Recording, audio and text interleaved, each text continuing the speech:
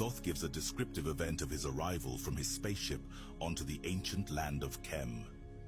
Page 17 reads, "Fast we fled toward the son of the morning, until beneath us lay the land of the children of Kem. Raging they came with cudgels and spears lifted in anger, seeking to slay and utterly destroy the sons of Atlantis. Then raised I my staff, and directed a ray of vibration, striking them still in their tracks as the fragments of stone of the mountain. Then spoke I to them in words calm and peaceful, telling them of the might of Atlantis, saying we were children of the sun and its messengers. Cowed I them by my display of magic science, until at my feet they groveled, until I released them." In this passage, Thoth encounters the angry barbarians and halt them with his staff of technology, freezing them. Like his father Enki, he was not a killer or a masquerader pretending to be God, but only told them the truth on how him and his crew were messengers of light. Thoth became ruler and king of Kem and reigned for 1600 years ago according to the Emerald Tablets. Thoth also claimed to have transferred his consciousness into avatars in the halls of Amenti, which are the rejuvenation chambers they are finding deep in the Great Pyramid of Giza today. While his original body was rejuvenating for 100 years, he would walk around as a man, but unlike men, forever incarnating into different avatars influencing men, teaching of the light within them. Thoth has had many incarnations, and one of them he is known as Hermes and the teacher of the Hermetic principles.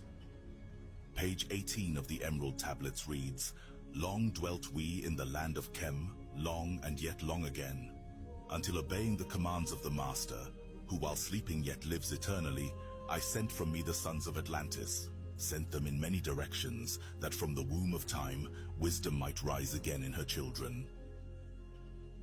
Long time dwelt I in the land of Kem, doing great works by the wisdom within me. Upward grew into the light of knowledge the children of Kem, watered by the rains of my wisdom. Blasted I then a path to Amenti, so that I might retain my powers, living from age to age a son of Atlantis, keeping the wisdom, preserving the records. Great grew the sons of Kem, conquering the people around them, growing slowly upwards in soul force. Through these descriptions that are written and ascribed by Thoth himself, he brings his plans of him and father into fruition, bringing the sacred knowledge of Atlantis to the men of Kem, which is ancient Egypt.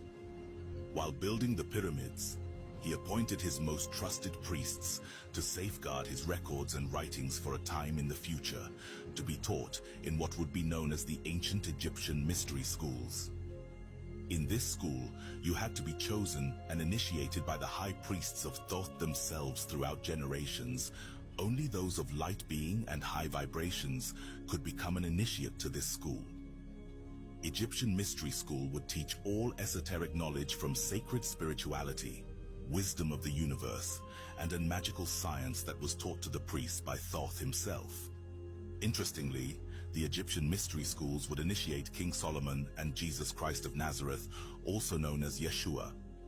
Another passage from the Emerald Tablets of Thoth that undeniably proves Atlantis as a once existing city is page 16, which reads, "Chosen was I from the sons of men, taught by the dweller, so that his purposes might be fulfilled, purposes yet unborn in the womb of time.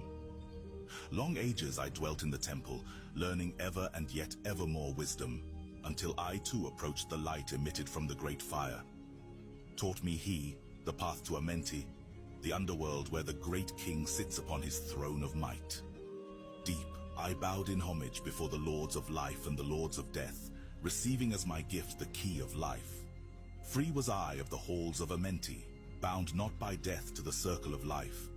Far to the stars I journeyed until space and time became as naught.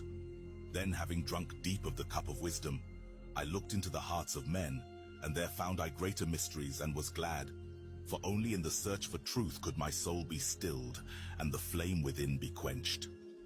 Down through the ages I lived, seeing those around me taste of the cup of death and return again in the light of life. Gradually from the kingdoms of Atlantis, past waves of consciousness that had been one with me, only to be replaced by spawn of a lower star.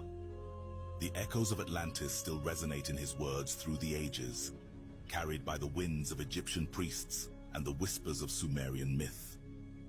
Emerald tablets are written Anunnaki testimony to a technological era far beyond its time, an era woven into our ancient ancestry by the Atlanteans, architects of humanity's dawn.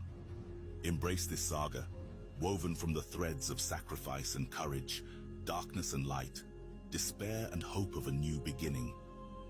A reminder that in the heart of the universe's mysteries, humanity stands poised for a resurgence, guided not by aliens who masqueraded as gods, but by the boundless potential that resides within each one of us.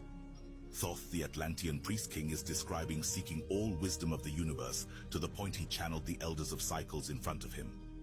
These elders of cycles are under the creator and are protectors of the realms, and also control mankind reincarnation cycles and life reviews once deceased.